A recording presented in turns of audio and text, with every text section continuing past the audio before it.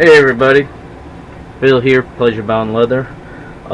Just want to do a little bit of video expanding a little bit on a quick video I'd put up for Instagram and Facebook. And in that, I touch real quick on these cuffs here I just made a couple sets of. One of the things I mentioned is you can have almost a costumey looking piece, you know, with the lace here or whatever, and still have something fully functional. Now, for my normal cuffs, I do 1-inch veg tan strap here, and then my 2-inch wide strap, veg tan lined with rabbit fur. These, I've got the 1-inch strap. This is 6/7 ounce veg tan. And then I've got a few layers of, 3 to be exact, of garment leather. Now these here, including the ones with the fringe, are fully functional for restraint pieces. The reason is the part that takes all the stress, this here, is made the same as the other ones. It's 6/7 ounce veg tan, put together the exact same way, same buckles, same hardware. That's all the same.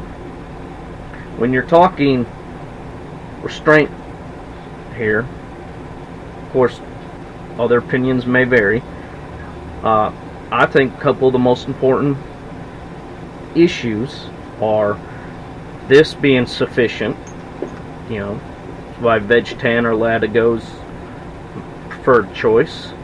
There are some real heavy duty, like a Kodiak hide or something like that, where a couple layers of that stitched together will do you fine, but the veg tan, for the most part, and Latigo is the way to go.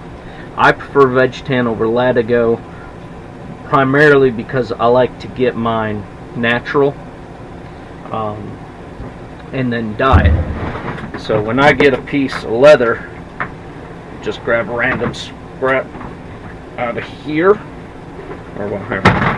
It's going to look something like this. Just natural, undyed, veg tan. And that way I dye it whatever color I want. Black, the oxblood are my favorites, whatever. It just gives you more room to play. Latigo, you really don't have that option. It comes in some really nice colors, but this is what I like. The next piece is this strap should be one solid piece. You'll see some where it'll be 3 sections. A small section here holding the D-ring or what have you, and then another section here with the buckle, and another section with the strap. I don't like that because anything made by humans or made by something a human made can screw up. People make mistakes here and there. I've had very little of my work come back. I've fixed a lot of other people's works, but I've had a couple pieces where, hey, a rivet didn't set properly. Whatever reason. And I always double, triple check everything, but somehow it made it past me. It happens. It'll happen with any of your other leather workers. It'll happen with any of the big name companies that make high dollar pieces. I knew somebody who one time bought a brand new Mustang. In 500 miles, he had taken in his shop, something was wrong with it. I also know somebody who bought a brand new Camaro, and within, I think it was roughly the 4,000 mark, I think 3,000 mark, right before the first oil change, that damn thing had to be in the shop. Happens. So in an instant where you have a catastrophic failure, because it's possible, if this is one solid piece, well, these are the 2 points that got all the pressure. Well, with all reality, I could take every rivet off of here and have it that way, and it's going to hold.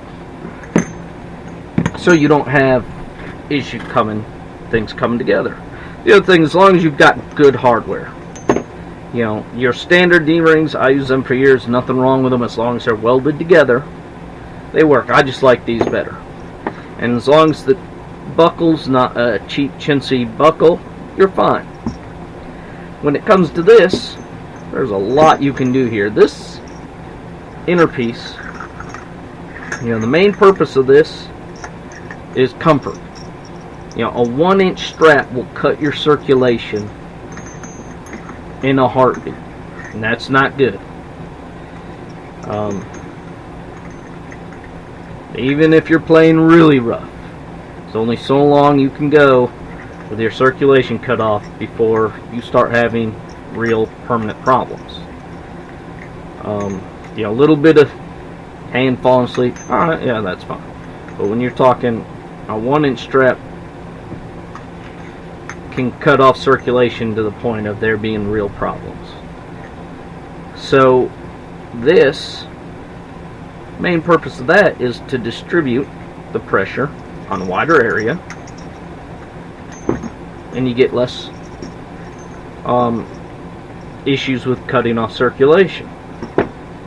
So this has only got to be sturdy enough to do that for you.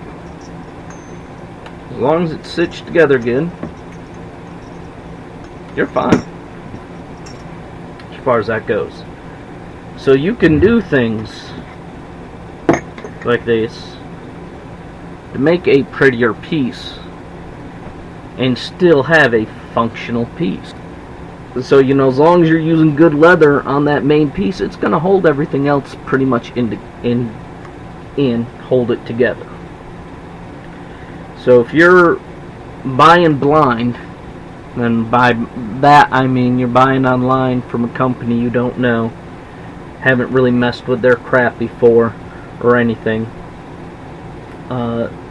you know, if in the description, if they say what kind of leather they're using, great. If not, you know, as long as this looks pretty sturdy and the hardware looks pretty sturdy, and this is one solid piece, there's going to be, you know, I know some people that'll say, hey, those other pieces are just fine, you know, as long as they're using, you know, this, that, or the other thing, which can be true, but the problem with those pieces is they're made by humans, and if